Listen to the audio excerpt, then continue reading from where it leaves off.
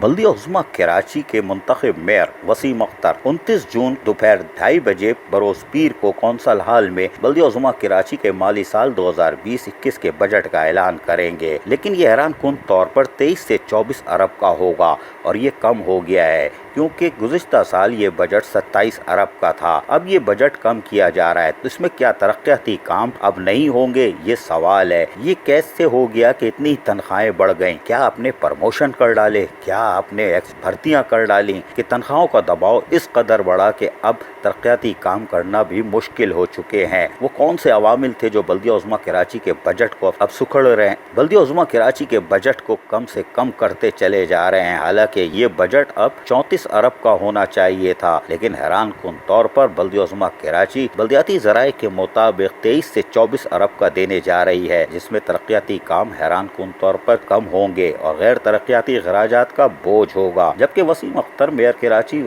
نے واضح طور پر کہا تھا مالی سال 2017-18 کا اپنا پہلا بجٹ پیش کرتے ہوئے کہ ہم غیر ترقیاتی بجٹ کم کریں گے اور ریکوری کے اہداف حاصل کر کے ترقیاتی کاموں کو انجام دیں گے۔ وہ ایک سہانا خواب تھا اور وہ گزر گیا، لیکن 4 سالہ مدت گزرنے کے بعد KMC کا بجٹ 27 ارب سے 23 سے 24 ارب ہونے جا رہا ہے۔ یہ افسوسناک خبر ہے۔ عزیز عارف، KBS بلدیاتی نیوز، کراچی۔